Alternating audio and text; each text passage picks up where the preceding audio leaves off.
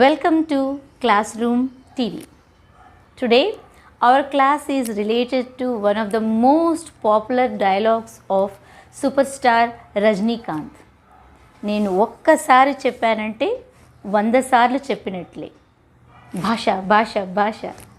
Remember that dialogue? It was very popular in South India and across the country, right? Now we are going to apply that rule to our English classroom. How are we going to do that? Before going into our classroom, let me remind you about some trolls and jokes that we see and that we listen to or that we will watch in social media platforms, right? Like there are many jokes on how the children are terrified about their school, examination, homework, etc. But there is one thing that the teacher dreads. The teacher is terrified of. Any guesses? Yes, it's the question papers, correction of the question papers, correction of the notebooks. How much time does a teacher need to do the correction? Imagine a situation when a teacher enters her classroom or her staff room and finds a pile of notebooks, 40, 50, 60 notebooks on her table, and she needs to do the corrections of all those notebooks. How much time will the teacher need to do those corrections? Maybe for the first few notebooks the teacher is enthusiastic enough while doing her corrections, but later on it becomes a mundane task, a routine task for the teacher to do the corrections. She might, I can't say she will, he might or she might lose all the interest in doing the corrections. So what should be the alternative? There should be something alternative instead of doing the regular corrections, right? So is there any process?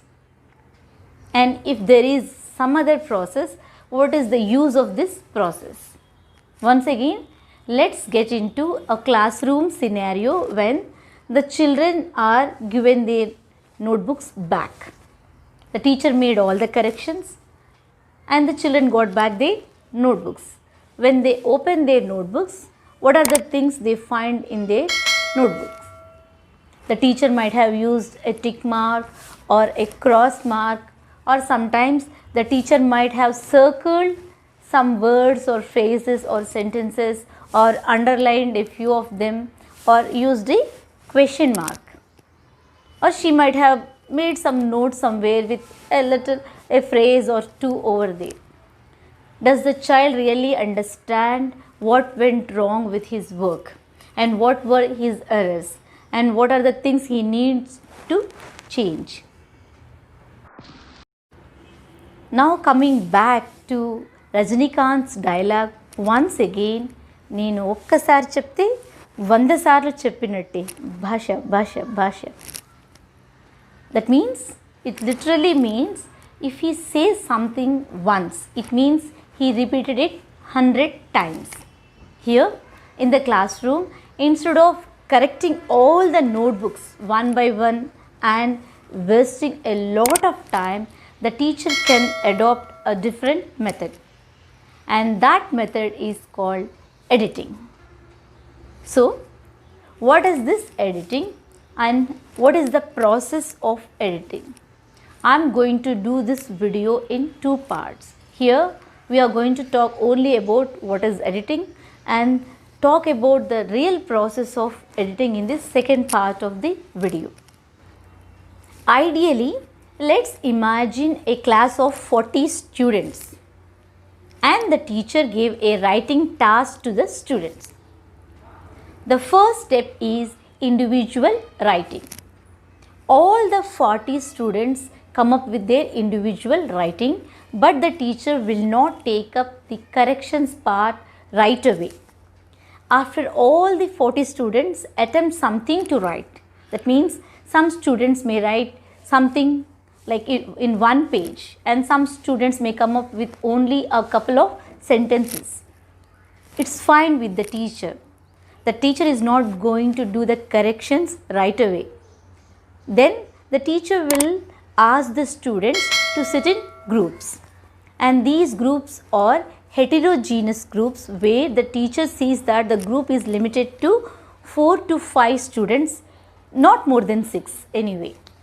So these students sit in one place, sit as a group in a circle, and they share their group work. That means all the 5 to 6 students in that group, they share their individual work, put all their ideas into that work and come up with a group work.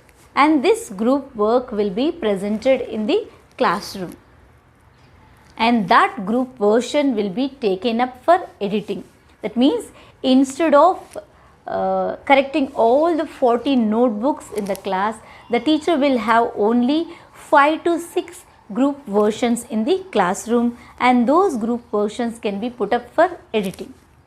And that editing process is like not doing the correction in the form of tick mark, cross mark, underlining, circle, question mark, etc. No, nothing.